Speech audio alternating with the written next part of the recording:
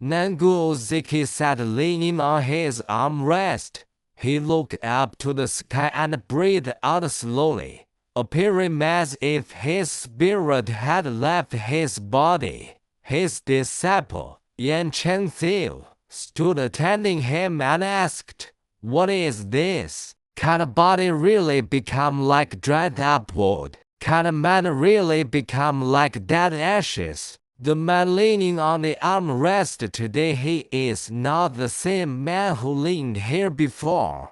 Siki replied, "Yan, what a good question you've asked. Today I have lost myself, do you understand? You may have heard the music of humans, but you haven't heard the music of the earth. You may have heard the music of the earth, but you haven't heard the music of heaven." Siu said, "May I ask what you mean?"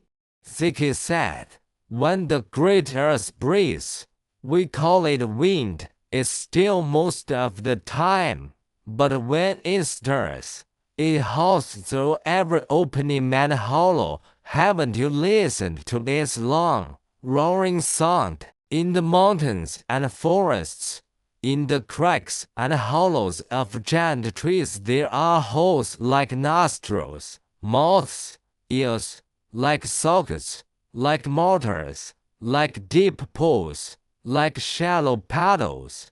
The sounds they make, some like rushing water, like whistling arrows, like shouting, like breathing, like calling out, like wailing, like deep echoes, like sorrowful sighs. The wind sings in front, and the hollows echo behind. A gentle breeze brings a soft chorus, a fierce wind brings a mighty one, and when the gale passes, all the hollows fall silent. Haven't you seen how the trees and grass sway and tremble?" Siu said, "So the music of the earth comes from all these hollows, and the music of humans comes from pipes and flows. But what is the music of heaven?" Siki answered, "The wind blows in 10,000 different ways, yet each hollow makes its own sound, then stops. All are naturally themselves. What else could be stirring them? Great wisdom is broad and at ease. Small wisdom is petty and fussy. Great words are clear and bright. Small words are chattering and tedious. When people sleep, their souls tangle in dreams. When awake, their bodies open to the world. They get caught up in everything they meet, and spend their days fighting inside their own minds. Some are slow, some guarded, some secretive. Little fears bring little anxieties. Big fears bring deep despair. They shoot out opinions like arrows, aiming at what they think is right or wrong. They hold back their words as if they've sworn an oath, waiting for victory. Then they fade like autumn and winter. This is how they waste away day by day. They drown in what they do and can never return.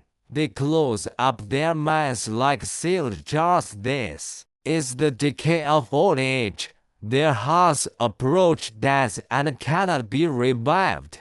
Joy, anger, sadness, happiness, worry, regret, indecision, fear, they come and go like music from an empty space, like mushrooms rising from damp vapor.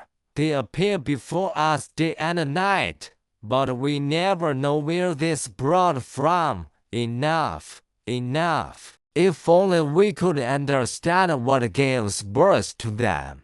Without all these moods and feelings, there would be no me. Without me, there would be nothing to experience them. This much I understand, but I don't know who is behind it all. It seems there is a true ruler, but I can't find its trace. It can be trusted through its effects, yet I see no form. It has reality but no shape. I have 100 bones, 9 openings, 6 organs all complete. Which part should I feel closest to? Do you love them all equally, or do you favor some? If they're all just servants, can servants govern each other, or do they take turns being master and servant? Surely there must be a true ruler beyond them all. Whether we grasp his truth or not, it doesn't add or take away from its reality. Once we receive this form, we hold on to it until life ends. We clash and grind against things, running fast as a galloping horse, and no one can stop it. Isn't this sad? We slave our whole lives and never see success. We wear ourselves out and don't know where we're going. Isn't this pitiful? People call such a life not that yet, but what good is it? When the body decays, the mind goes with it. Isn't this the greatest sorrow of all? Is human life always this lost, or am I the only lost one, and others somehow see clearly? If we take our own fixed mind as our teacher, who doesn't have a teacher? We wait for someone who understands change. Even fools have their own teachers. To speak of right and wrong before the mind is formed is like saying, I went to you today and arrived yesterday. It's treating nothing as something, and if even the wise you couldn't grasp such nonsense, what can I do about it? Words are not just wind. People who speak have something to say, but what they say never stays fixed.